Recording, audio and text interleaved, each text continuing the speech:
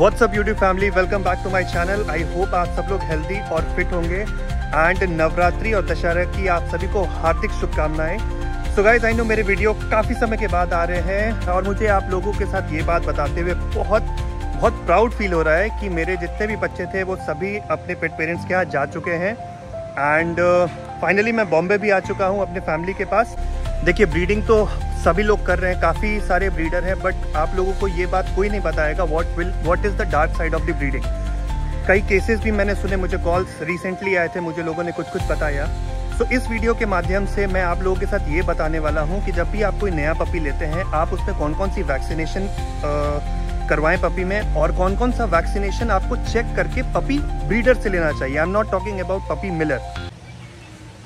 सो ये बात मैं स्पेशली पेट पेरेंट्स को बता रहा हूँ जो नए पपी को अडॉप्ट करना चाह रहे हैं या नए पपी को परचेज करना चाह रहे हैं कि जब भी आप किसी पपी को लें, उसके ब्रीडर कोई भी हो, आप उनसे पहले देखिए कि वो 1 महीना के अंदर पहला टीका लगा है कि नहीं, दैट इज़ पपी डीपी। जब पपी 45 डेज का हो जाता है देन वो सेकेंड वैक्सीनेशन का टाइम होता है, दैट इज़ 9 in 1। अब 9 in 1 में 9 तरीके की बीमारी से लड़ने के लिए, देखिए 9 in 1 भी होता है, 11 in 1 होता है, बहुत सारी चीज़ें होते हैं, बट मैं 9 in 1 ही करवाता हूँ क्योंकि वो शुरू से मैंने एक शेड्यूल फॉलो करता हूँ। तो ये कुछ चीज़ें हैं जो आप हमेशा, क्योंकि देखो आपको कोई फ्री में तो दे नहीं रहा है ना। एक अच्छा ब्रीडर एक अच्छा हैंडसम अमाउंट भी लेता है। अभी आपको एक केस बता रहा हूँ, महाराष्ट्र का मुझे कॉल आया था, उन्होंने कहीं साउथ से यूरोपियन डॉबरमैन लिया था, ठीक है। तो पपी वगैरह सब चीज़ आ गया और जब पपी उनके पास पहुँचा तो वो पूरे रास्ते भर लूज मोशन किया ब्लड का। आई मीन पपी जो था वो पार्वो से गुजर रहा था। तो उसके ओनर ने मुझे कॉल किया, ऐसा चीज़ हो गया। मैंने फिर उनसे फिर उन्हें समझाया, बट पपी कुडंट सर्वाइव। तो कई बार इसमें आपकी भी गलती होती है। सो जब कभी भी आप पपी लीजिए, आप मेक श्योर करिए कि जिस भी ब्रीडर से आप पपी ले रहे हो, कोई सा भी ब्रीड, तो आप उससे ये पूछिए कि इसमें कौन कौन से वैक्सीन लगे हैं, क्या वैक्सीन से पहले डिवॉर्मिंग हुआ है। पहला डिवॉर्मिंग मैं 18th या 19th डे पे कर लेता हूँ, but it depends upon breeder to breeder. 18 से 20 दिन का बच्चा जब हो जाता है तो पहला डिवॉर्मिंग मैं कर देता हूँ। तो ये सब कुछ क्वेश्चन है जो आपको एक अच्छे ब्रीडर से पूछना चाहिए। तो ये एक डिफरेंस क्रिएट करेगा who is puppy Miller and who is the right breeder. क्योंकि पपी मिलर को सिर्फ और सिर्फ पपी बेचने से मतलब है। उसके बाद वो जब एक बार पपी आपके पास पहुंच गया तो वो फिर फ़ोन ऑफ करके आपको कुछ भी लेना देना नहीं है।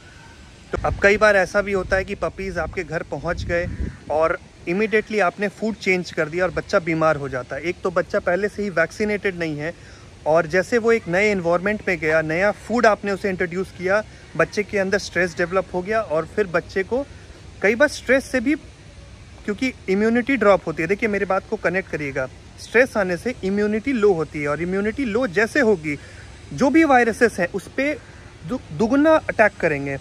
तो कोशिश ये करिएगा कि जब भी आपके घर कोई बच्चा आए या आप कभी भी पपी ले, तो अपने ब्रीडर से ये जान लीजिए कि वो पिछले 10 दिन से इससे क्या फीडिंग कर रहा था और स्लोली वो क्वांटिटी को इंक्रीज़ करिए।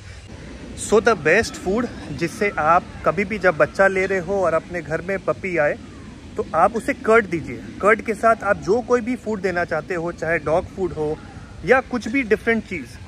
तो कर्ड क्या होता है कि वो इंसान के भी स्टमक के लिए बहुत अच्छा होता है क्योंकि उसमें बैक्टीरियाज होते हैं, गुड बैक्टीरियाज होते हैं। मैं ये हाईली रिकमेंड करूँगा and it is very rich in calcium. तो आप जब भी पपी लो तो दही के साथ उसे इंट्रोड्यूस करवाओ एंड दही से ये भी फ़ायदा है कि उसका गट अच्छा होगा और उसके बोन्स मजबूत होंगे। सो गाइस, ये सारे कुछ पपीज़ मेरे कैनल के हैं। आप पपी की कोट की कंडीशन देख सकते हैं, हेड साइज देख सकते हैं, उनकी कोट की कंडीशन से आप पपी के हेल्थ के बारे में बता सकते हैं। ये पपी देखिए 2.5 से 3 महीने का है, इसका हेड कितना बड़ा है। And this is the best video जब ये बच्चा अपने पेट पेरेंट्स के पास गया, उन्होंने इसे इस तरीके से वेलकम किया। ये मेरी कमाई है मेरी ब्रीडिंग की।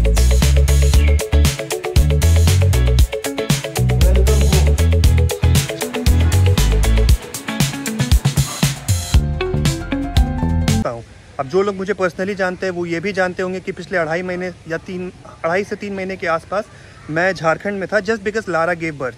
तो मैं अपना पूरा समय देता हूँ बिकॉज अगर आप कोई काम कर रहे हो उसमें 100% दो। किसी के भरोसे मत करो। और ये भी नहीं कि भेड़िया धसान जैसे आप उसमें ब्रीडिंग कर रहे हो, केज में रख रहे हो। मैं केजिंग वेजिंग के बिल्कुल खिलाफ हूँ। आई विल से 95% जो भी ब्रीडर्स अपने आप को बोलते हैं वो कभी पपी के बारे में बात नहीं करेंगे। वो क्या बात करेंगे? Import line. यार पपी के बारे में बात कर लो। ये मैं आप लोगों को इस वीडियो में बता रहा हूँ क्योंकि कोई भी अगर इम्पोर्ट बता रहा है तो वो आपको अपना इम्पोर्ट डॉग तो नहीं देगा ना, उसके पपीज देंगे। गाइस आई होप आप सभी लोगों को मेरा ये छोटा सा वीडियो इन्फॉर्मेटिव लगा होगा। लेकिन 95% पीपल लोग यहाँ स्टैंडर्ड की बात करेंगे, डॉबरमैन की बात करेंगे या कोई भी ब्रीड की बात करेंगे। मेन चीज़ कोई नहीं बताएगा कि वैक्सीनेशन क्या होता है और उसका क्या डाइट होना चाहिए। तो वीडियो एंड करने से पहले मैं आप लोगों को ये बात बता देता हूँ एक बार फिर से रिमाइंडर की तरह। सबसे पहले आपको पपी की करनी है डिवॉर्मिंग। उसके बाद आपको सबसे पहला जो वैक्सीन होता है दैट इज़ पपी डीपी।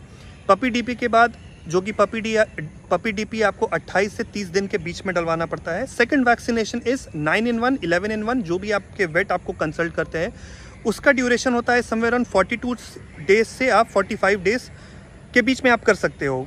ठीक है, मैं आइडियल इसी को मानता हूँ। Third is booster dose. तो जब ये सेकेंड वैक्सीन हो जाता है आप अपने वेट से भी कंसल्ट कर लेना, उसके बाद आप बूस्टर डोज भी लगवा लेना।